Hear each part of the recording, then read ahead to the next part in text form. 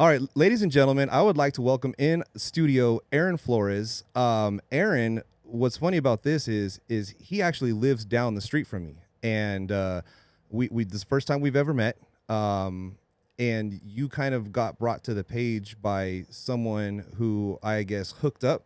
A friend of ours, a mutual friend of ours, he had told me about that he was in the neighborhood, and then he talked. He just said great things about you, and he said, look him up. And then when I looked up your page, I thought, oh man, this guy's legit. Like, he's legit. Fucking weirdo. He's fucking funny. I can vibe with that. Right. Right up my alley. Right. So it was cool. And then you had released that post on a reel saying that anybody out there, I want to produce more content. Right. And I just dropped you a line, And honestly, I figured I'm pretty sure you have a lot of people to talk to, and I just thought, hey, if he I shot my shot. You'll miss 100% of the shots you don't take. Right. So I figured, why not just shoot him a line, and you responded, and I appreciate that. And thank you for having me, Dustin. It was like a bromance in the beginning. Yeah. We were sending the DMs and shooting some. I did slide in the DMs. Some emojis and shit. But what's cool about this is that you when you messaged me, you were like, hey, I got a story to tell, and then we talked a little bit, I think, on the phone. And what I love about this is you are the first non-veteran that I'm going to be, talking to. And I think what's cool for me is everyone I talk to is a veteran. So I get a veteran's point of view, someone who's gone through boot camp, someone who's gone through, shit, yelled at, gone to war, different things. Now I get to hear from a civilian. But you were saying that you have a military back or a family background of military. Yeah, family background, military.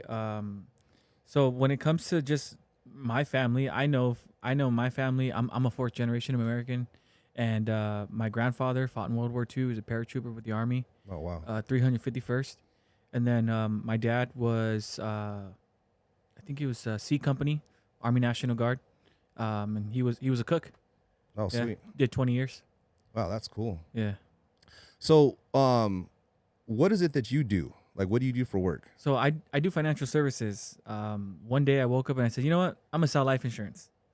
And it's not like that was like something I was so passionate about. But what really hit me was the difference that it makes when it comes to talking to people about how money works. So I specialize in life insurance and retirement. And when I had first just seen everything that the concepts that they were talking about, and how to save for a bad day, or to just make sure you're set up for when that time comes when people expire. And so I took it on, and just being that person in low income family, people don't understand it. Right. It's not something that's talked about amongst I would say, honestly, anywhere between the high middle income spectrum down. It's not something that is. It's almost taboo in a way. Yeah, it is, and especially in Chicano, Hispanic, Latino cultures, it's like I don't want to talk about yeah, that. oh no, yeah, no. Yeah. That's bad Right. juju. Like, Right. and then also too, you get other people. Oh, that's like taking a bet on your life, and it's like, well, that's what it is. Well, you gamble every day when you get behind the wheel. Oh, that's definitely for sure. That's a real high statistic, right? Right. But that's what I do, and ever since then, in 2015, it's definitely changed my family's future. It's probably going to change it for the next generations to come. For the better? For the better. Yeah, Awesome. definitely for the better. So that's good to hear. Mm-hmm. Okay, so business is good. Business is good. Yeah, business is good. Now more than ever, I feel that, it sucks, but ever since my dad died, just more people have just been coming into my life, and the fruition of gaining success has starting to build. Okay. And I guess you could say it's a regret of mine, because maybe if I would have started going even harder, right, in Earlier. Right. my father probably could have seen it. Right. Yeah. Well, you said he passed away, and we'll touch on that in a little bit, I think. But don't you think he's watching you now? I do believe that. Whether you believe in heaven or any, for me, I'm like a spiritual dude. Mm-hmm. I like spirits, and I think that as long as you hold memories, his spirit is with you. I'm a firm believer of that. Firm believer of I that. don't believe that they're looking down like in a cloud or taking a peek something. over, Like, like, oh, yeah, yeah, like, sounds oh, good. check them out down there. Oh, yeah, you're doing good, mijo. You know, like, what I do believe is, you know, you carry them with you. That's when they say that they're with you, is it's because you carry them with you. Yeah. Now, do you are you married? I'm not. And you have kids? I do. How many? I have one, and in a way, I have one on the way. Okay. Yeah. So how old is your? My first, so my one that I have, he's 6 years old, and he's 6, and he was literally like the pride and joy at one time, because he has a little cousin that's maybe a year younger than him, Okay. and now she's the baby, right? She's Gotcha. the princess and everything. However, when it comes to like the bloodline, the legacy, it was my dad, and then me, and then I had a child of mine. And my father, he was a dad to multiple children. When my dad and mom got married, he had 2 kids of his own, and my mom had 4 kids of her own. Wow. So they got married. You know that whole skit from Eddie Griffith, that dysfunctional family. Okay. Right. Yeah, that's us, dude. That's So you us, guys dysfunctional became family. a big family. A big fast. family fast, and that was in basically mid 80s, Okay. and my dad was times. was a father. It was great times, right? When you could $20 gave you a full tank, and Oh yeah. you can take all the kids out and get them some food and still have money left over, right? There was no internet. There was No. no cell phones. There was no pagers at that time. There was nothing but going out and playing. Yeah, I loved it. bike rides in Loved the it. sand, in the Yep. dirt, on the trees, you name it, man. So We now had a life. your dad, he was in the military at that time. Yeah. So did you guys travel? Did you? All the time, and you name it, the Thanksgiving days out on the base, right? Gotcha. The Christmas days and the Christmas dinners, the mornings and everything, and Santa coming in on the deuce and a half with a big Right. old red bag, Yep. like, hey, and then you go up there and like you get a gift, and it's got your name on it. I was like, this Santa's motherfucking real. Like, Right. it was cool, man. I remember that stuff, dude. That's cool. And he would take all the kids, man. It didn't matter if it was his child. Right. Those were his kids. That's cool. And all my siblings got to experience that. Where all did you guys live at? A lot of places. We moved around a lot, from what I remember. We lived in East Los Angeles. We lived in the projects, and then as things got better, we lived in Santa Ana at one point with my dad's parents. Lived in Santa Ana. They had a beautiful home over there. I remember that very vividly. We lived in Santa Ana. We lived in What was that East Los weird Angeles. place you told me? We lived in Porterville, Porterville. Yeah. which is yeah, like you said, out in BFE, Middle of bum fucking fucking nowhere, bum fucking Egypt, right? And so then we lived out there, and then finally, one day we came to look at the house, and then my dad was like, "Oh, this is home now." I was like, "Oh crap!" And we moved right here down the street, like you said. In 1993, we moved to Riverside. That's crazy. Yeah, that's crazy. How would you say your relationship was with your dad? It was great.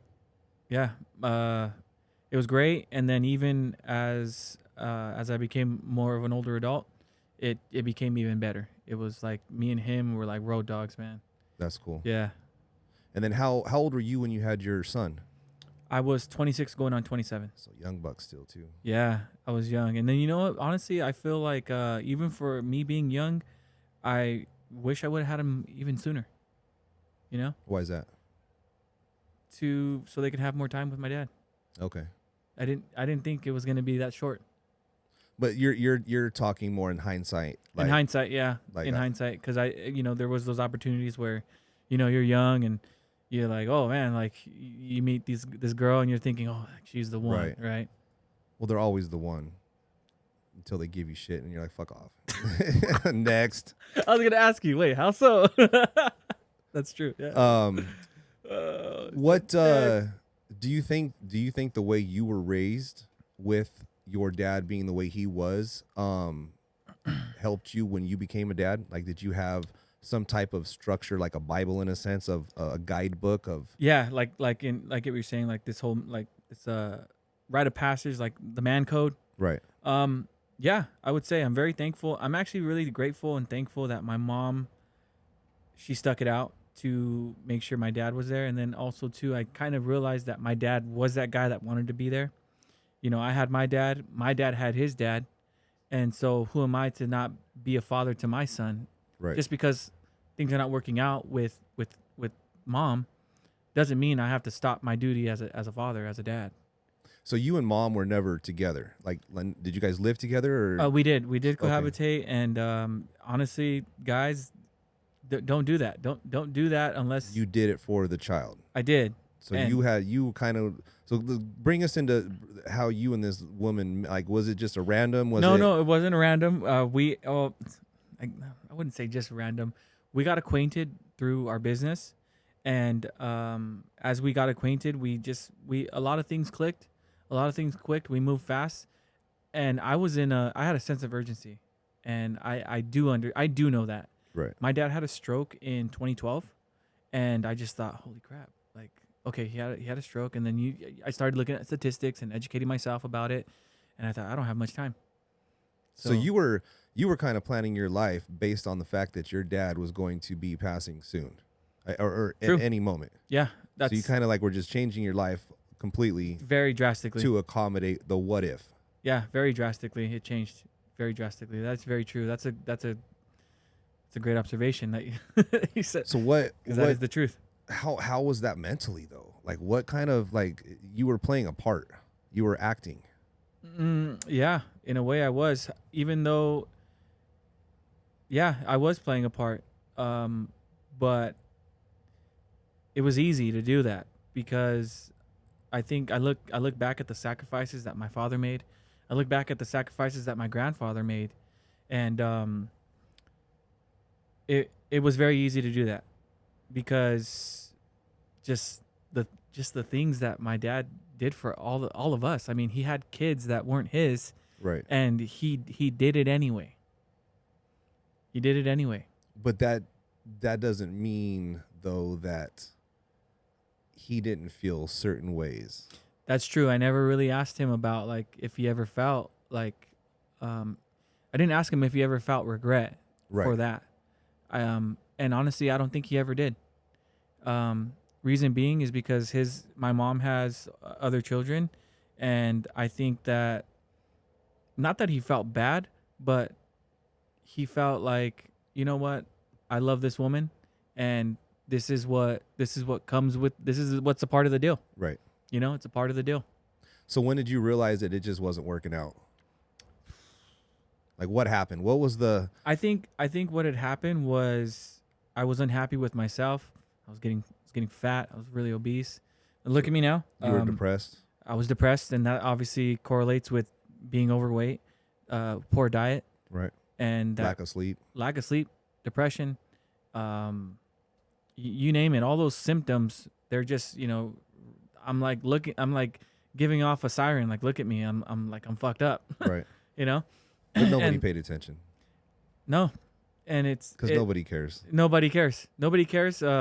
The reality is it's only like a small group of men that are really going to be caring about what other men are going through. Right. And so I decided to start looking out and looking for those avenues of help. How can I get better? What are these other guys doing that I'm not doing? And it was always I was already programmed for it, fitness and becoming an athlete. I was an athlete in my younger life.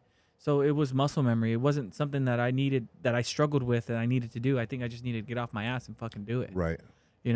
So I started to do it, and next thing you know, I started losing the weight, started feeling better, started getting stronger, and I asked my partner at the time if she could do that too. And it just, I guess you could say, for me call me selfish. Yeah, I'll admit it. I was selfish, but I wanted to have something longevity. Gotcha. I wanted to live. I would like to live long. It's not going to happen, but I would like to. Right. So let me go ahead and try and do that now, establish those habits to allow me to have a long life. I want to be able to see my grandkids become adults. I don't blame you. You know? I didn't think I was going to make it this far. No way. Why you say that? I was wild, man. Bro, you look good, dude. You're freaking young. You told me how old you were. I was like, holy shit, I want to be like you when I grow up. I was wild. Well, this is, the last 9 years of basically having a stress-free life. Imagine waking up for the rest of your life knowing you're getting paid Right. every month until you die. And then when you die, your family's taken care of. That's a good feeling. So it's you know, I heard a saying the other day, and it said the only thing you have to do in life is decide what to do with the time that has been given to you. Let me say that again. The only thing you have to decide in life is what to do with the time that's been given to you. I'm gonna write that one down, bro. And if you think about it, it's you just broke life down into the most simplest form. Yeah. Just figure out what to do with the time that's been given to you. Don't waste it. Mm-hmm. That's it.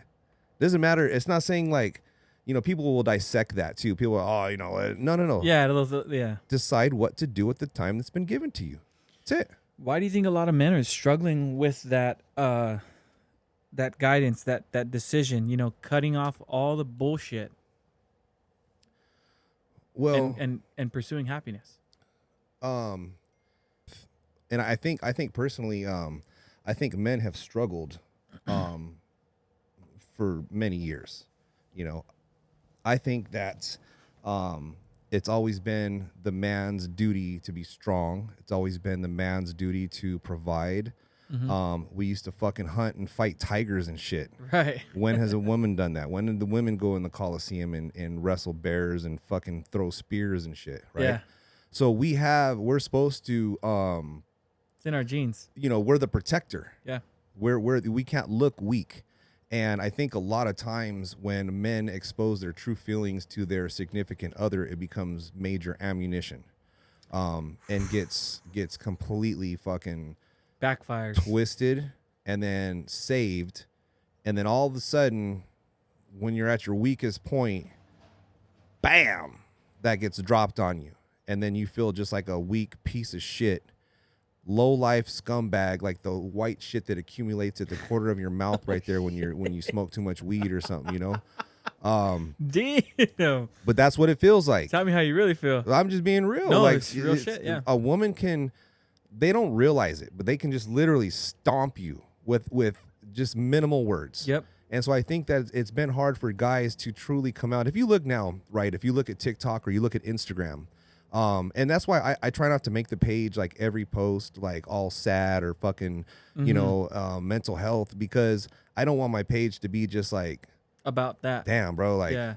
that's why I do I think they're funny videos. I don't give a shit what anybody else thinks, but I do those other videos to try to bring some light to the. That video with the saw. Oh, yeah. That was fucking. You see the one I posted another one this morning. Oh no, I'll check it out. It's part 2 to that. Oh, yeah? It's trying to make it grow again, and it's not happening. But it's my Transformation Tuesday videos. Oh, I find different ones and I correlate to, you know, trying to identify something else now, right? bad genetics, dude. Okay, I'm sorry.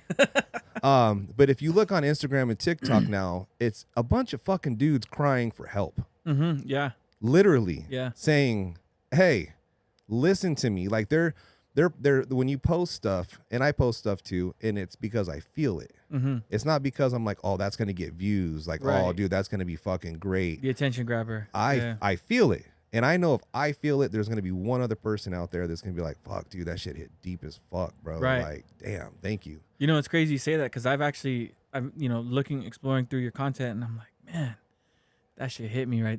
Just how you said that, like, damn, you're providing sustenance, even though you're hoping to just hit one. Right. But I know that, like I said, it hit me before too. I'm like, damn. And it's cool when you get the messages when you're like, damn, dude, like that video you just posted, like you have no idea how I felt that to my core, like that fucking hit. And then sometimes people are like, thank you for posting that because you made me realize there's things I need to work on. Like I didn't realize that. And then you post this video and I'm like, oh shit, that's me. Mm-hmm. Like, well, yeah, motherfucker, you're fucked up. Yeah. Yeah, it's okay, bro. You're fucked up. Right. Like, just work on it, you know? Cutting toxic people out of your life. Mm-hmm. Then by them being gone, it's better in your life versus you having them. True. But that's painful.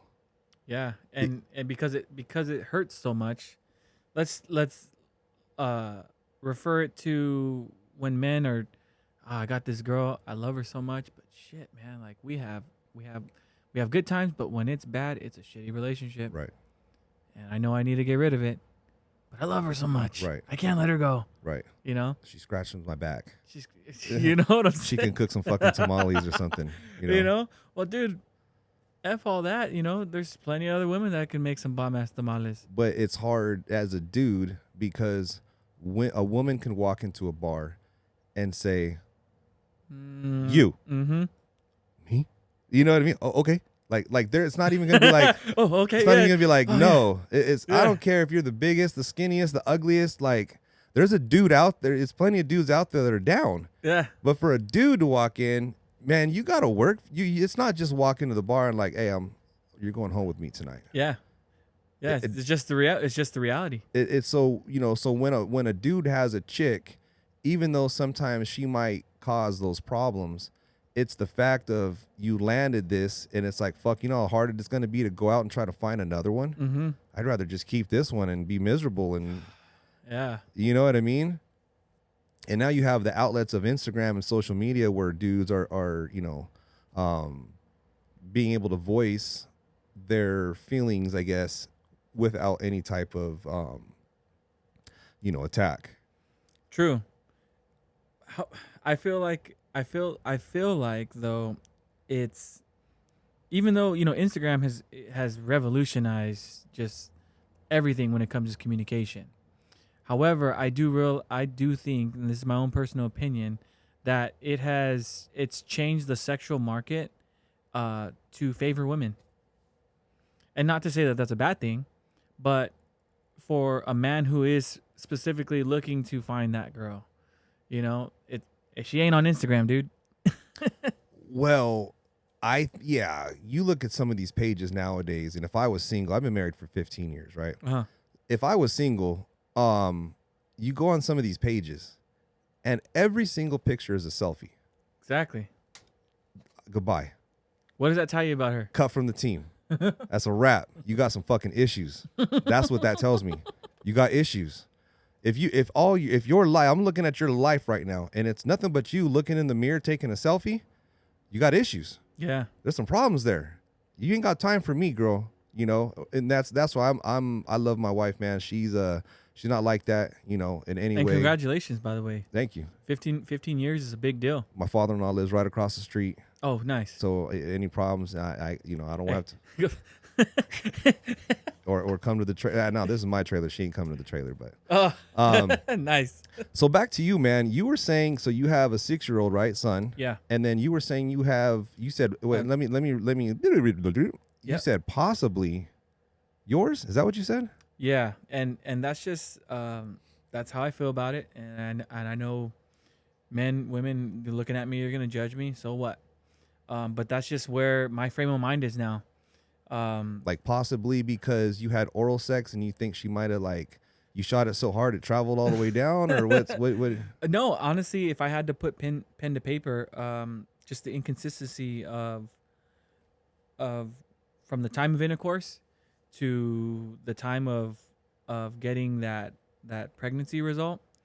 And one day she said, "Oh, I'm having an appointment. I want you to be there." So we go. I guess it was just a confirmation appointment for a pregnancy. I knew it was gonna be positive because obviously, I'm taking 2 of them, Right. And so we get in there. The lady says, "Yeah, you're definitely pregnant. I know you knew that. You're about 5 weeks." And I was like, 5? You're sitting here going like, what the fuck? Yeah, I'm like, 5 weeks, and you're barely telling me like right. a week this week. So what would have been? What's the timeline like? Exactly. So that timeline, and I'm thinking like, wait, 3 months, 5 weeks. Oh, so it was 3 months before the last time. Right. Yeah. Of having intercourse, right? Having sex. And I'm like, 3 months, 5 weeks. No fucking way. Right. Don't fuck around with me. Right. Well, yeah, because you talk about an emotional mind fuck. I mean, even if the numbers aren't jiving, the fact that you're at the appointment, the fact that you're reliving what you've already been through with this woman. True. Right. So this is in the first instance, there was no cap about it, dude. I was confident and firm that I knew that was my Right. child, you know. And I'm not trying to I'm not trying to allege like the all these bad words that we could say about women, right? Right. But I am just being realistic about it, and it's enough for me to have that significance of a 5% chance that it's not mine, and that's more than enough for me. So what do you do? I mean, are you along the whole ride right now? Are you there? Are you actively participate? You know what I'm saying? Like, are you? Yeah, no, I That's get a it. hard one. It is, and you know what? I did try, and there'd be moments where like we're in the lobby in the waiting room and we're arguing, Oh shit. and I'm like, you know what? I gotta go. Right. Because if you cannot, I guess, maintain your behavior from causing a scene, like you're just giving me more of a reason to feel that way. You're building up so much deception, Right. that I think that, you know, I think that that's not my kid. Do you think they play that game sometimes to I- know that they mind fuck you? Even, you know what I'm saying? Even No, I do believe that. I think it is, because I mean, at the end of the day, women can have so much leverage, right? But only if you give it to them. Right. Yeah, but God, it's hard not to give it to them because they have one vital component that a man needs. True. I mean, Yeah. you can get it on Amazon, but it's just not the same. Yeah. You yeah, exactly. You know what I'm saying? Yeah. So what? I mean, so she has the baby. You go through this whole process. She has the baby. Right. She has a baby. I don't sign that contract. You don't sign that contract. I mean, not the contract. You don't sign the BC, Right. because once you sign that, you are legally binded to Saying that you were there. This is that mine. you are there. Yeah. This is mine, and now you are legally responsible to provide for that child, Unless you do a DNA. unless you do a DNA test. However, you can sign you guys can get yourself into some shit. You sign the paper because you're happy, because you're excited. She makes you feel that way. The child makes you feel that way. You go get the DNA test. So you find out it's not yours. Now you're still stuck with that because you signed it. Yeah, your name's on that. Your name's on that forever. thing. Damn. And she's not going to give that up. She's Right. not going to say, oh, yeah, you can take your name off there. No, you fucking idiot. So are you gonna do a DNA test? Are you gonna? I am. Okay. And what happens if it's not yours? My life continues to be in my son's life. Do you have any excitement right now that it could possibly be yours? That you might have another child? You know what I'm saying? Like, 'cause I'm trying to figure this out because this is crazy, bro. Like, I couldn't imagine the mental fucking war. Bro. No, I understand it, and that's a great question. I appreciate that, because it's not every day I get asked that. I feel like I've done my best to surround myself with quality men that have given me the best counsel, and most of the men, they tell me the same thing: get the DNA test, get the DNA test. Right. Don't be stupid. Right. Get the DNA test. What have you brought this up to her? Yeah, and in the beginning, more deception. Can't believe you. You're this. You're that. You're a you know, fucking, you're misogynist. You're a verbal abuser. You're this. You know. And I'm like, I can only take so much. I'm not gonna sit here and allow you to perpetuate me up and down this damn neighborhood.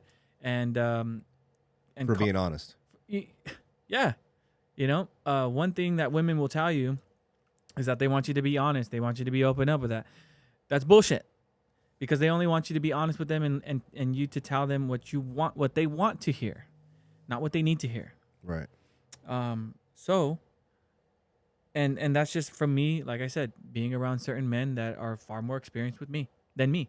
And we're gonna go back how you just said they were more experienced with you. No, than me. More experienced. We'll touch on that in a little bit. No, but you know what I'm saying? They're more experienced than me. I did say Gotcha. that, huh? But my whole point is that I have had those battles, and I decided, okay, I got to hold my frame, because it's very easy for me to give in to that. You know, women have this power where they can seduce you to do anything. They can get anything they need to get done. Right.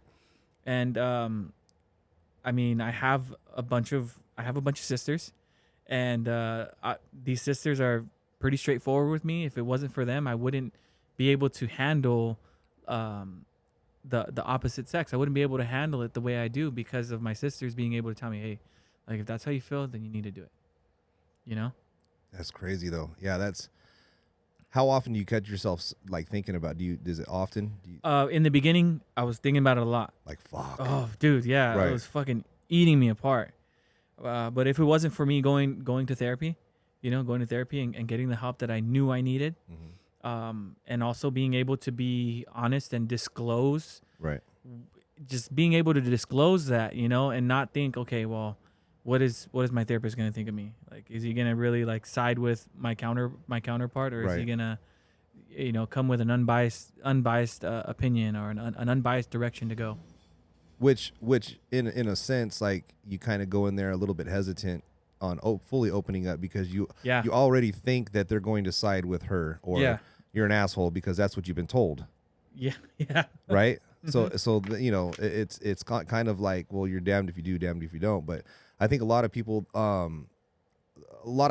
go to therapy, but they're not ready to go to therapy. True. I agree. When it took me, okay, so when I was younger, I went through a therapy program. It was a program called Seeking Safety, and it was a 12-week program. I went through about half of it, and I got cold feet, and I stopped, and I effed it up. And then I went back in. I said, "Oh, can I finish my last 6 weeks?" They said, oh, "Unfortunately, it doesn't work like that. So you got to start all over." So I started all over, and I completed it. Then completing it, and I got into this dilemma now, or recent dilemma, and after completing that, I thought, okay, if I can do that, I can definitely get through the therapy that I need, and it's like anger management, Right. grounding, being a better person, and Self-love, all self that. that, and then also because I've been perpetuated as a bad father, co-parenting and all this other stuff, um, and so I'm like, well, shit, I just got to take my medicine. And I was just such in a dark zone, or in a dark place in my life. I knew I needed help because I needed help because I just was so heartbroken with the loss of my father. Right. And so I said, you know what? I'm just going to do it. And I finally mustered up the courage, and I got in there. How long have you been going through therapy? So I did it for 26 weeks. Okay. Yeah. It was probably about 2-3 weeks longer than expected, because I had, some days where I couldn't make it. So I would be running late, and the therapist said, "Hey, you're like 20 minutes late." I'm like, "Yeah, let's reschedule." And you lived with your parents, right? Or is your Yeah. mom still alive? My mom's still alive. Yeah. Okay, so you live with your mom right down the Yeah. street? Yep. Yeah, I Gotcha. live with my mom. And then so you saying your dad passed away. When did he pass away? He died June 16th, 2021. 2021. So you're talking right in the middle of COVID. Yeah, through all that stuff. Yeah.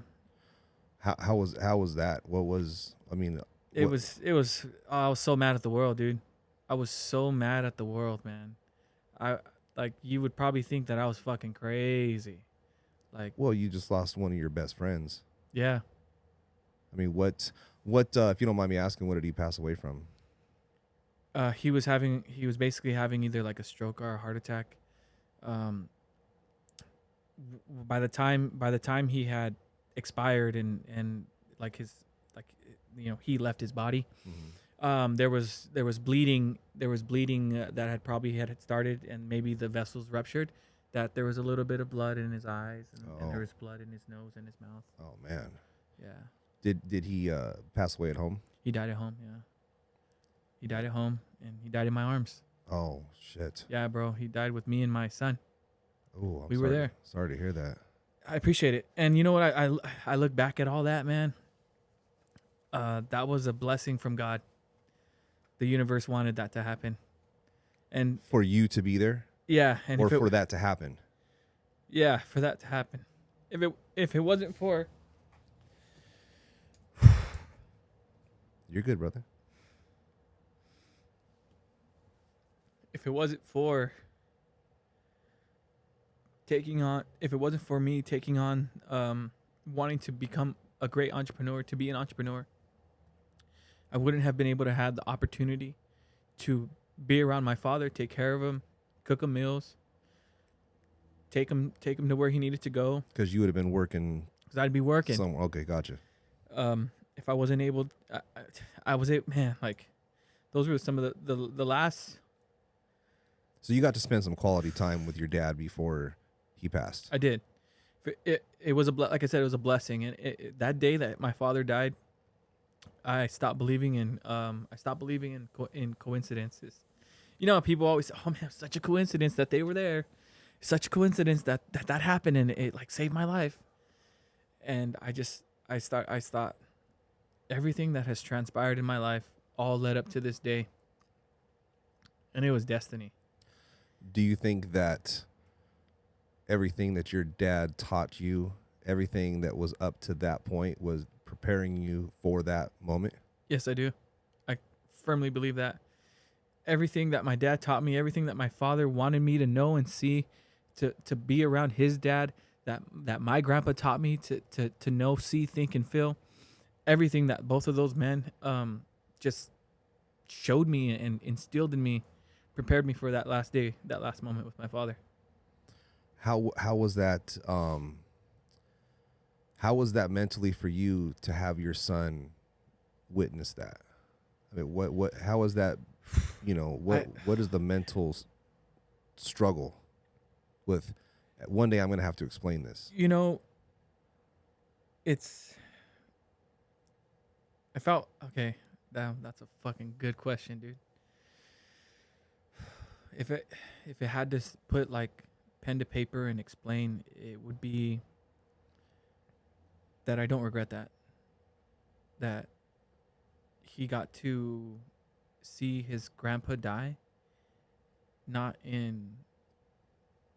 hooked up to a bed. Peacefully. You know, he did it. Yeah, his death was violent, just in the way it happened, you know. But I'm saying peacefully, like not in a hospital setting, right, with not in the hospital. Yeah, not that, and not none of that shit. people running in because the machine's going off, and And you know what's crazy about my family, dude? Like, okay, both of my dad's parents died at home.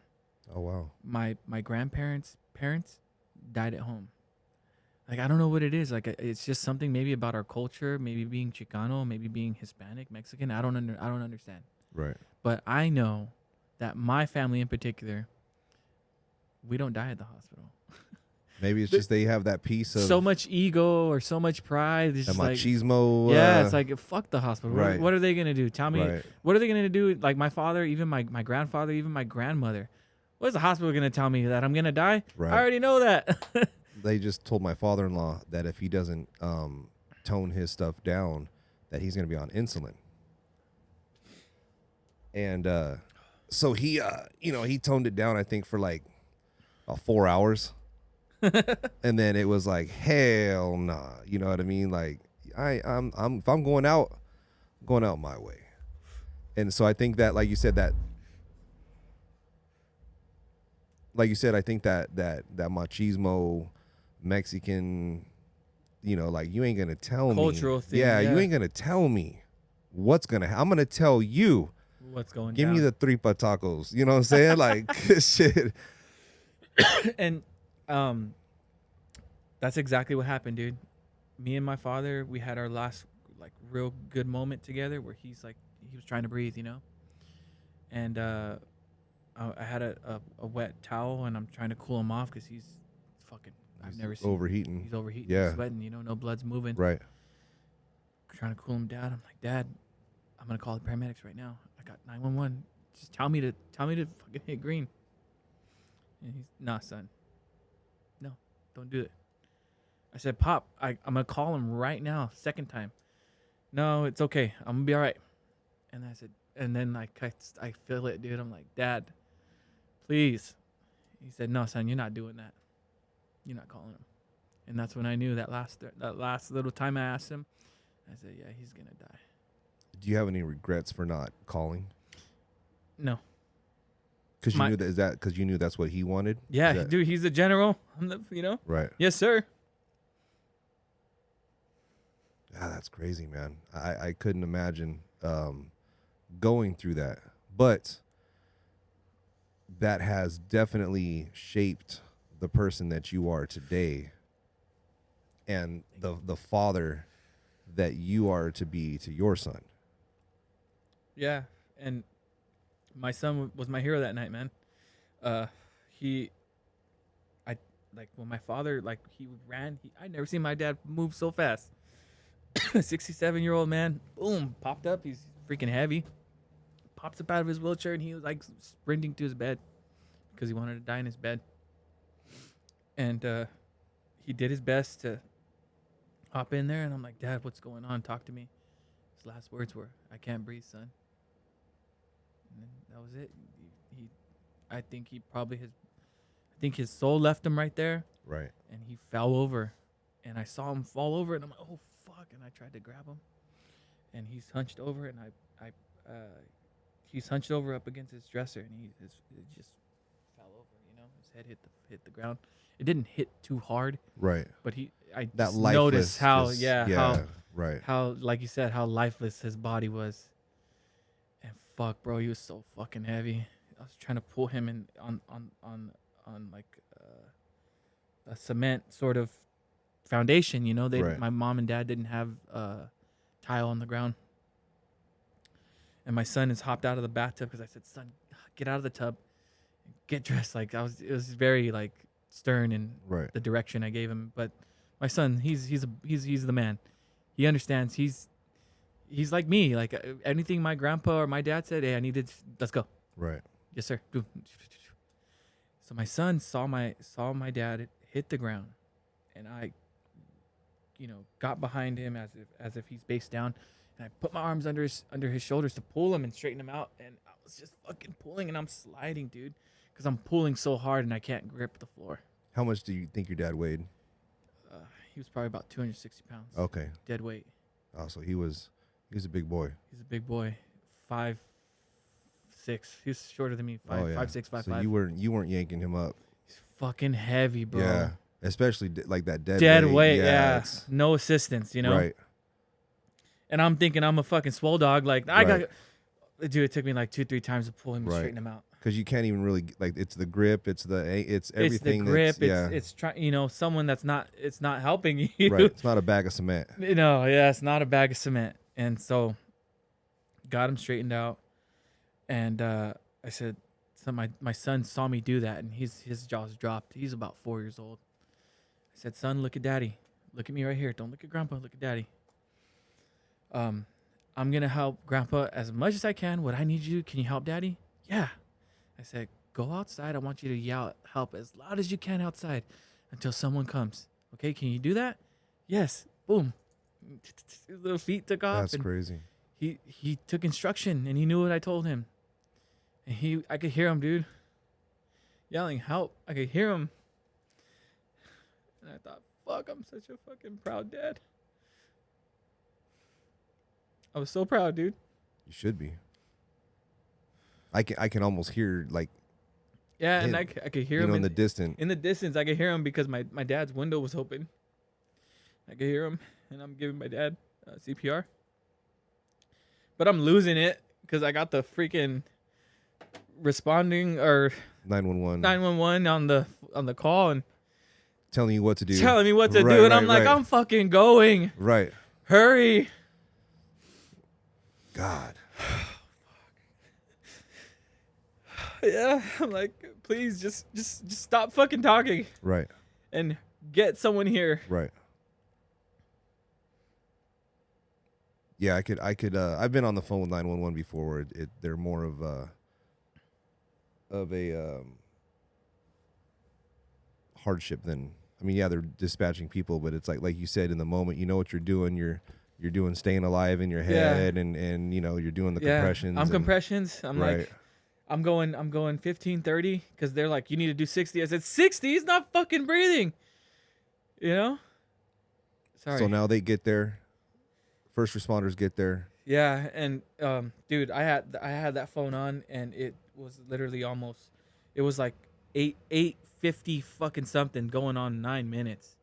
And I felt like, oh my God, that felt like forever. And I looked at the call, and I remember looking at that call. I remember how long it took him. Yeah. Man, that's a long time. I told that to one of my buddies who's a nurse in LA, and he said they got there fast. Wow. I said, what do you mean? He goes, yeah, dude, in the city, it's like 20, almost 30. That's insane. And I thought, there's no fucking hope right there. Yeah. What the fuck? That's insane. So how are you doing now? How are you doing mentally? Man, mentally, I'm so much better. I wouldn't have been able to get that off. That little section of that story, I wouldn't be able to get that off within 10 minutes, you know? Like, Right. because I'm just in my fucking tears, you know, or in my own feelings, you know? I think the part of death that no one, and this is my personal thing, but I think that it's not the act of dying that hurts us. It's the anticipation and the expectation of them to still be here, so you can tell them the good news, that you can send that text, or for them to answer the phone when you call. Oh, yeah, man. You know what I'm saying? I think that's the hard part with death is that expectation of, you expect something from them. They shouldn't be gone. And then after a while, you know, you get through your first holiday. That's hard. Get through the birthdays and the anniversaries. He died on freaking Father's Day weekend, bro. Oh. So now we were all fucked up. Yeah. So now from now on, that's going to be. We'll remember that. That's going to, and then but then as you go, it becomes the normal of him not to be there. And so it doesn't hurt as much. Now you more enjoy the stories and the memories. Yeah. Versus the heartache of him. You're not focused of him the death. The death and not being there. You're more focused on the good times. Yeah. And that's the hard part, is getting over that first and moving on to the second, where you can enjoy it, you know, whatever you have left here, because you can't just sit here and walk around every day going, you know, that it happened, you know, but you can take that and put whatever you were taught from your dad into your children, and then continue his legacy. Yeah. That's not even probably like, I look at that, and now I think about like the pain that I went through and I suffered after that, because my father was my client. But I remember the night after, like you said, you know, first responders came, and I was just like, fuck yes. I said, please, like, I'm like yelling at the top of my head, like, please just help him, like, just help him. And they're like, how long has he been? I said, about 8-9 minutes. They're like, okay, that's not that bad. They pull him out into the hallway, and they're working on him. I guess they had no pulse, but because of his weight, they couldn't get like a vein like, they couldn't find anything, right? Okay. No, a vein. Right. So they went into they tapped into his marrow. They tapped into his leg, and to give him the drug to either epinephrine or something to kick it, right? Right. And they tapped into his leg, his bone marrow into his leg, and it still wasn't going. Damn. Yeah, and I thought, man, he was that bad that I remember they told me, hey, you can't be in here, because they were doing the procedure, right? Fucking drill, right?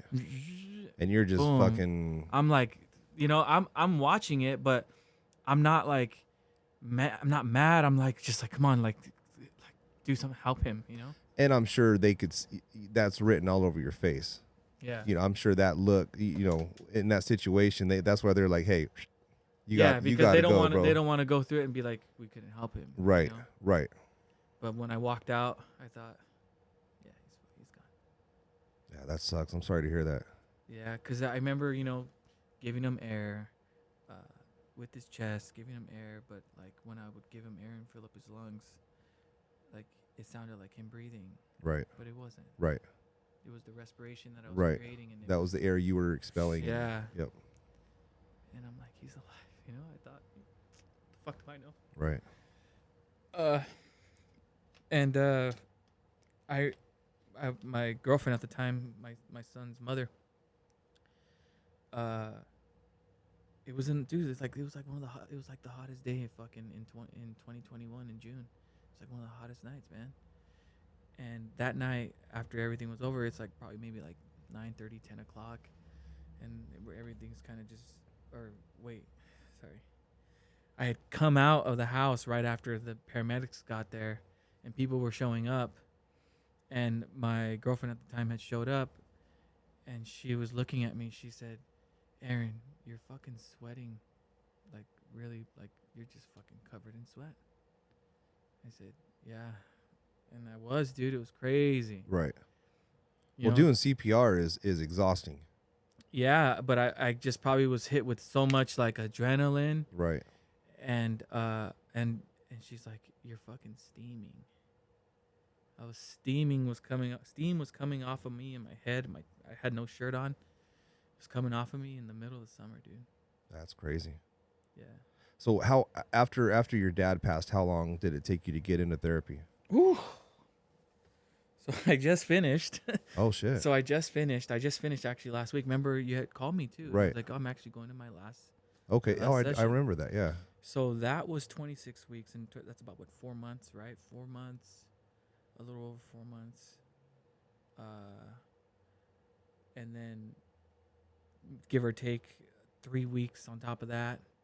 So it's October, or no, we're in November now. It's Yeah. November now. So November, October. So July.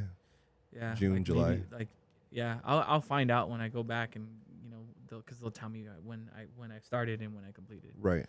So yeah, it was around that time. How has Oh, it was in June, because I remember I went to a session, and I was able to talk about, hey, like, this is actually the anniversary of my dad. Like, Right. this week, like it was yesterday. you know? okay. And they're like, and they got up there. He's like, how'd that make you feel? You know? I was just like, fuck. I'm sure that first session was pretty deep. Like I said, man, I remember my first session. I was so bad, guys. I was so bad. I was so fucked up that I couldn't hack it so bad. At my first session, bro, I just fucking cried for like almost a half hour. When's the last time you cried? Today. Last time I cried from today was probably about a week ago. I was in my own privacy, and just like some things hit you, Right. and but now it's like they're tears of joy. Right. It's not mad. It's not regret. It's not pain. It's tears of joy because of how great he was. Right. Well, you're keeping him alive. That's so for anybody listening right now that has gone through a similar situation, that has lost a parent, a loved one, and is having, like a hard time coping with this, how impactful and how much did going to therapy help you? Like, how some people are like, I don't need therapy, I don't need this. Yeah. But they don't realize that going to see a Complete denial. licensed professional who does this, like, that's like taking your car to the mechanic. Yeah. You know what I'm saying? Like this Or they do this. Or calling someone to do their finances. Yeah, they do this. So Yeah. how much did therapy help you? I give it up 100%. If you ever have spoken those words, I am gonna speak to you with more authority. You're in denial, bro, or girl, you're in denial. There's only we only have so much capacity that we could take before we start getting to certain edges. So you're not invincible, and you're not invisible. You're here, and guess what? You got to deal with it. And one thing I've learned, I've heard this before. I've heard this before from many people, and I never took the advice. But the way that you deal with your problems is one at a time. And how do you do it? You step towards it. Right. Face it. You face it. Right. My grandfather, before he died, it was basically the day he was going to tell us that he was going to die. He had got cancer. And he looked at me in the eyes and he said, son, don't you ever fear fear. Because the day that fear is in front of you and you're afraid, it'll know. And it might be your last day. You know what fear stands for, right? Yeah. False evidence appearing real. Yep. Yeah. Not many people know that. Really? Yeah. No shit. I swear to God. You could go ask. You know, it's because like the people that I associate with, like we're constantly like we're about like affirmations, you know, quotes that when you're fucking down, you fucking right. you come at that. You What's know? law of attraction?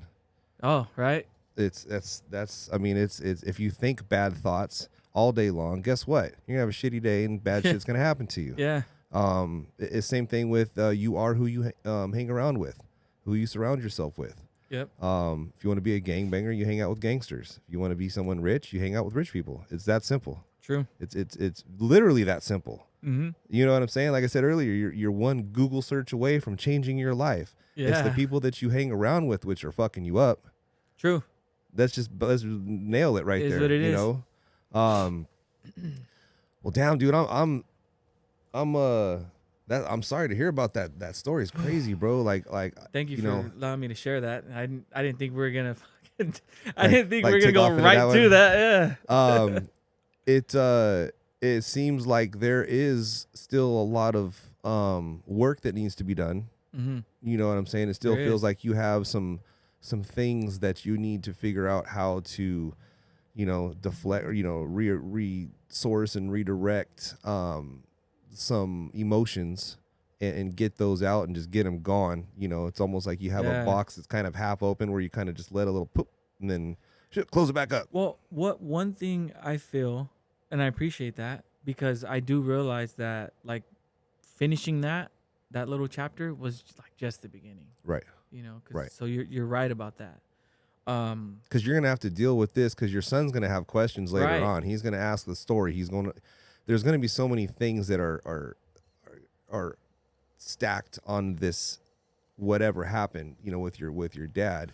That was the earthquake. Now you have the ripples and the tsunamis that are coming that you're gonna have to deal with as a man, Right. with your family. Yeah. And now I consider myself still growing and working on myself because now, my son's mother also we knew that our son needed healing. Right. We knew that, and we decided to get him help too. Have you ever tried like holistical? You know what? Natural. Very recently, I have for years I ignored it. But very recently I did. What did you? Just some mushrooms. Okay, so Yeah. microdosing or actual No, mushrooms? I actually went in. Yeah. Oh, so you went hardcore. Yeah. Okay, see, I microdose. Okay. I changed your life. No. Okay. So, for example, I went to Humboldt State, right? Very like super liberal area, and I mean everyone's like, I didn't even know what some of these drugs were, right? But anyway, I lived on my first year, freshman year. I'm an athlete guy, like freaking kind of jockey guy, and I get placed in the art building, and basically these different dorms, Mm-hmm. they all have different majors in them, Okay. and I got placed in the art major building, and so I was around a lot of like really cool, like expressive cats, Free spirited. Right. Chicks didn't shave their legs. The chicks were like that too, but there was also like your city chicks, Oh, right? okay. But they were into it, right? Right. But like I said, I'm this like, Are you a smooth leg or do you like hair on the legs? oh, smooth, bro. Okay. Yeah. That's the thing. It's true. I'm just some people like that, bro. The hairy armpits and shit. Like, Oh yeah, bro. it's horrible. I remember. Yeah, you're right. That's true. You know what's up. You know how it You're goes. about to tell a story about a dude you were almost hooked up with or something, did you? No, I was about to tell you about like this chick. We're hooking up right in my Right. dorm. We're hooking up in my dorm, and she takes her shirt off, and she's got fucking like hairy armpits. I was like, whoa. I was like, Did you commit? I didn't. Oh, you didn't like go full ham on that? No, I didn't. Oh, I'd been grabbing it with my teeth and shit. Like, So what does the head match the carpet match the drapes. the carpet match the drapes, right? So I mean everything matched, dude. It was all love. Oh, that's brutal. She was so beautiful, dude. Such a beautiful girl. And you couldn't turn it over and play in the mud or nothing. Oh, nah, bro. It did.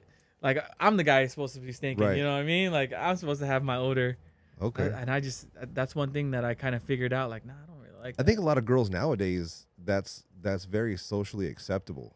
It is just because the times have changed. Very much. It's I mean, that's a whole nother subject we can get into. I think where we could talk about the roles and this and that. My whole point of that story though was how did we get on that story?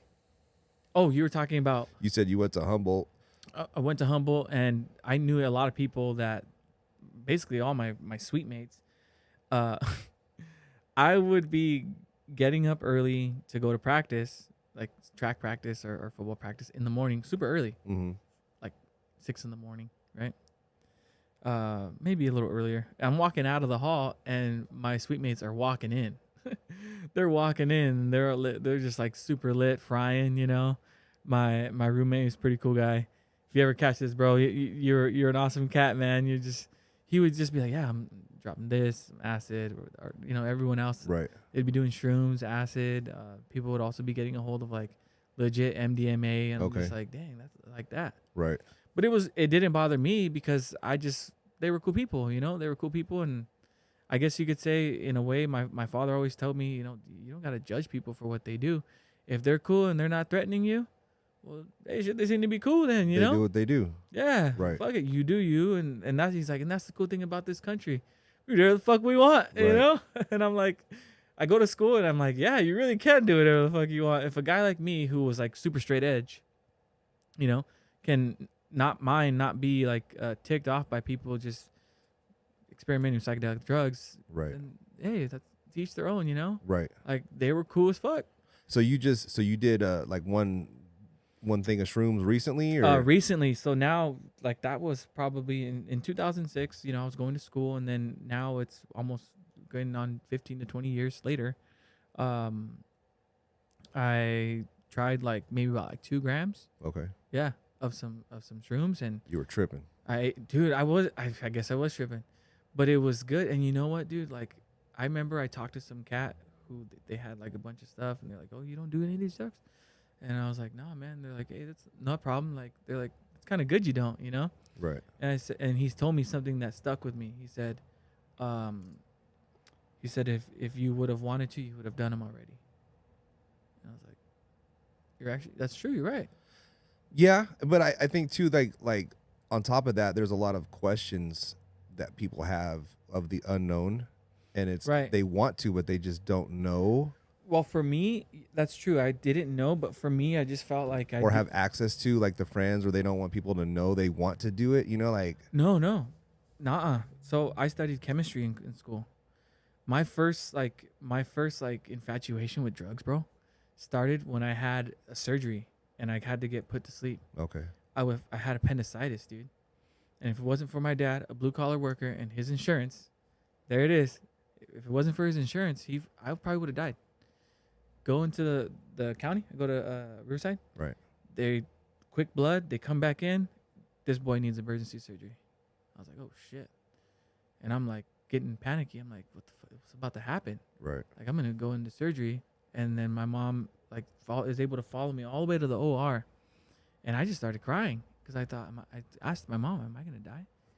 And she says, "No, you're gonna be okay." And, you know, and who's a mom to say? Right.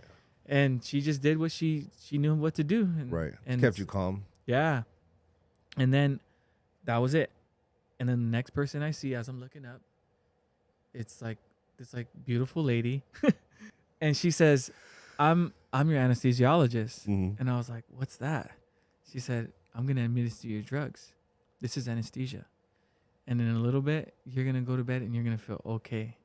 And she said, "We're gonna like take care of you, you know?" Right. And I thought, fuck, like get this pain off. Like I was so much. Have you ever had appendicitis? No, but I've had plenty of surgeries where I've been put under. Right. Okay. I hate that feeling. You do? I hate it. I gotta say I do. I try to fight it every time, and I'm like, no. Yeah.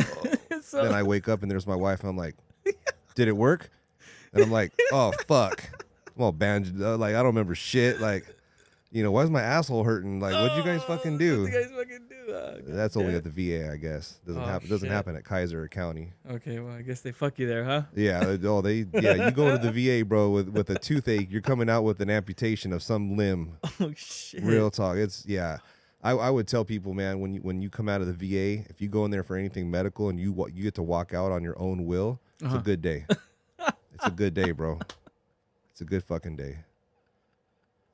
But yeah, you got to try microdosing, dude. You got to get on a microdosing thing. Okay. That for me, and you know, I've heard Joe Rogan talks about it. Yeah, that's true. There's a ton of people that have experienced with it. There was no side effects. There's literally, there's no psychosis. There's no nothing. Literally, I'm talking to you just like take one pill in the morning. What I noticed was at the end of the day, I would reflect like, fuck, I didn't even get mad today. Holy shit, I drive from here to the plaza, and you know that's only a quarter mile away. I'm honking my horn 3 times. I'm fucking cussing at people, bro, because but when I microdose, man, I just turn some music on, dude, and it makes me so laser focused. You know how like a skier goes through the woods in the snow, and you know, you ask someone like, what do you think they're looking at? They're going to say the trees.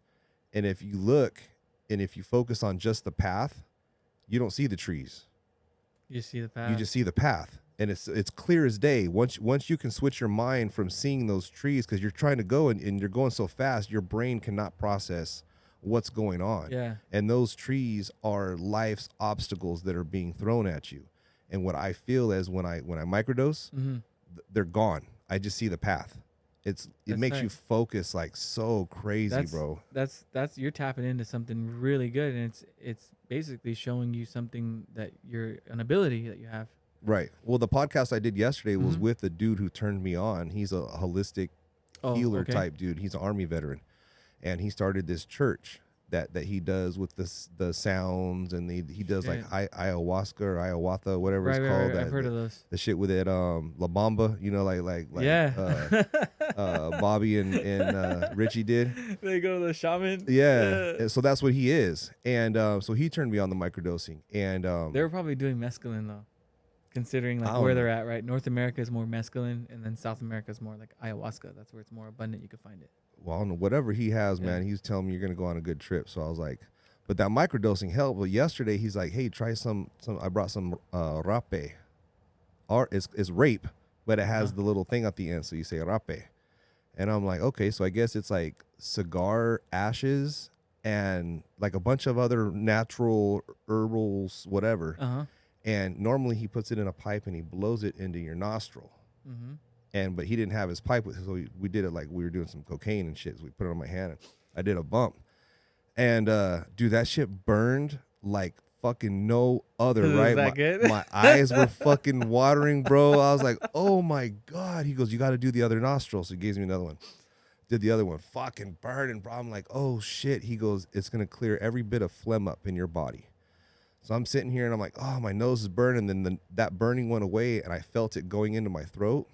I had to run out of the trailer because I was coughing. I felt like I was going to throw up. It was just dripping hard. It was all the phlegm in my body. I coughed up the biggest loogie I've ever had in my life, bro. I felt like I threw up. That's how much phlegm and just nasty shit came out of my body.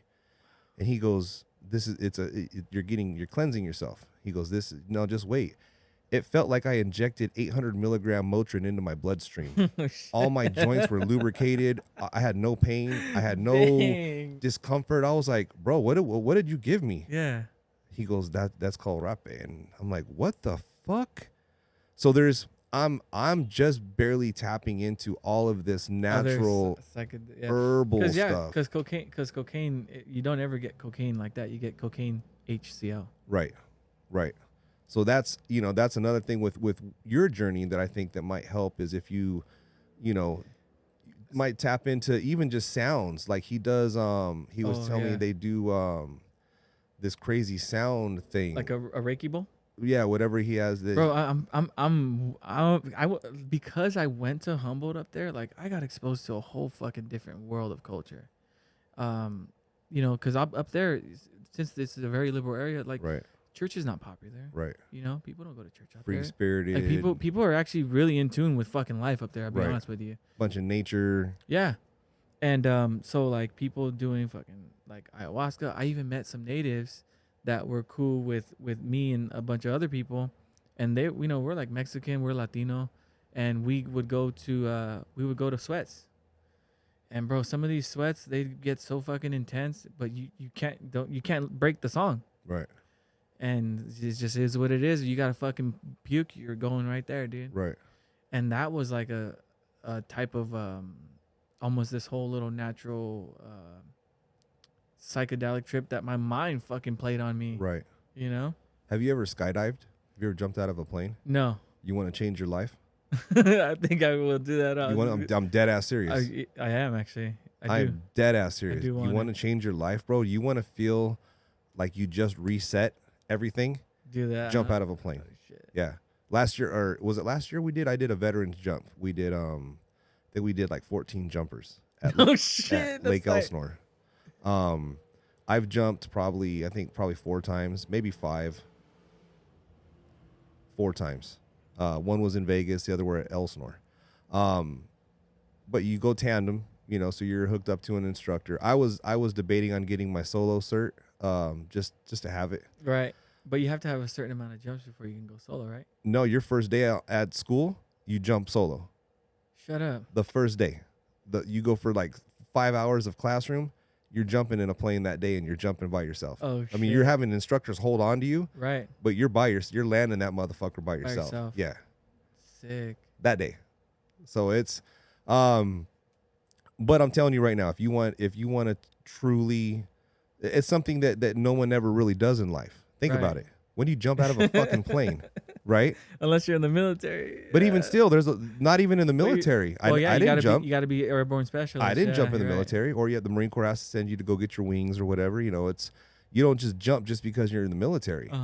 You know, I was infantry. I rode in helicopters. We didn't jump from them. We roped from them, but I didn't. That's fucking even crazier too. Like, what was the experience when you first got into a heli and you're fucking? Oh, your dick's hard. I mean, fuck, dude. That's the only way to explain it is. Yeah, you're pumping, dude. Yeah, you're and fucking it sucks pumping. because I didn't have these GoPros in my time. Oh shit. Back in '98, I had a disposable, wind up. What was that, a 30 millimeter camera? Right, the little cardboard. What about Kodaks? My dad used to have, and we still got him, the 9 millimeters. Okay, right, and then right, yep. And then God forbid we got caught with those. You can't. Oh really? Oh fuck no! You're not out there, bro. You're not out. It's not like today. Fucking yeah. There was no social media. There was no pictures. They didn't give a flying fuck about the picture you wanted to take. Yeah. You were there for one reason and one reason only, and that's to train, get the job done, get shit handled, and get the fuck out. And let me take a picture. Hold on. Hey, you mind taking a picture of us together? Get the fuck get the fuck out of here, bro. That's not gonna happen. So, but no, try jumping out of a plane, bro. It is definitely it's spiritual. Because if you think about, you're flying. Right. You're flying. Yeah. So what I did is last year, damn. one of my I dressed up. I told him costumes optional, and so I was Captain America. I had a buddy who showed up. He was in the Navy, I think. He was Black Panther, and then we had another Navy dude who was a clown, and then everyone else was like, "Nah, I ain't dressing up." But what I did is on my little badge right here on the Captain America thing. One of my buddies lost his friend, so I wrote his name, and then my other buddy lost a friend who was a huge supporter of us. Which I didn't even know this. After he had passed, he was an LAPD officer. It was on the news. I think it was the motorcycle one or something where he got hit or something like that in LA. That was him. So I wrote his badge number on my costume. So I had his badge number, and then I had the other dude's name. So I posted it like, "Hey, I'm jumping. These guys are gonna be with me." That's cool, man. 14,000 feet up. You know what I mean? Like, it doesn't get closer than that unless you go on the Blue Origin with fucking Bezos. Right. Shoot to space.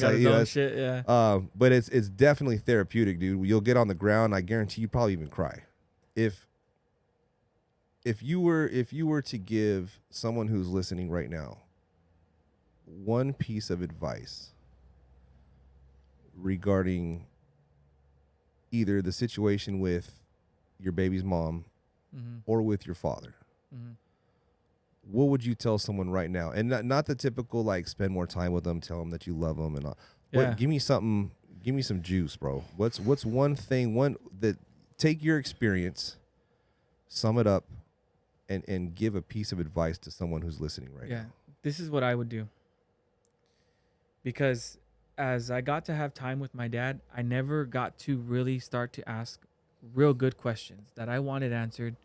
And because whatever experiences you've had that are good or bad, you take the good, leave the bad, right? But if these bad experiences were something that has stuck with you throughout your life, and in a way, you kind of have been able to see that is the problem and you need to talk about it with them, I would get our phone and record that conversation and record that interview, because that is the conversation that needs to happen. As the night my dad died, it just of course it just changed me, but it was because he died in front of me and he was gone. Right. And I didn't get to have these in-depth conversations with him. So you're never going to get answers to the questions that you have. Exactly. So same thing with my brother. I totally feel you on that one. Yeah. Someone said it like this: leave no stone unturned. Right. Leave no stone unturned. And one thing that I would do is why I say to record it, because whenever you feel like a victim still, be like, no, we had this conversation. Because you can't expect them to open up and be vulnerable with you. You can't expect them to. Right. And my dad, he wasn't like that. So their job is to protect you. Right. And the way I saw it was like, yeah, he was just trying to protect me. I'm gonna let you know what I want you to know. Yeah. And everything else I'm protecting you from. Because my dad at fucking, 29 or even like 30 years old, my dad still looked out for me. You miss him? Yeah. I could tell. But he looked out for all of us though, dude. But now I'm sure you're a huge reflection of your father. Yeah, I get that from all my siblings. Down to probably bad habits. Yeah. You know what I mean? Yep. So it's not a bad thing. It's a good thing. Yeah. It's just you have to look at it like you wouldn't be the man you are today without him. Yeah. And for the most, I feel like I have identified the bad habits and I've worked on those and have decided to change them. Made them worse. Oh, right. Some better than others. Better than others. Right.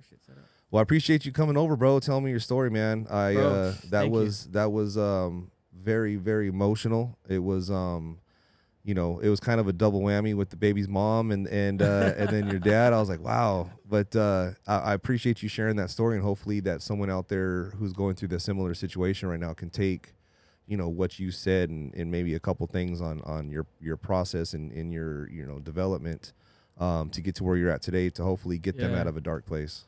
Yeah. And yeah, dude, this was an honor, bro. Thanks, man. Appreciate it, brother. All right, man. All right, guys. Hey, that's Aaron right there. If you want to give him a follow, it's at @A_Aaron Cash Flores. Yeah, but check him out, guys. Okay. If you need some financial advice, if you want to make some motherfucking money, hit him up. He's got you, Mr. Aaron. All right, guys. Man.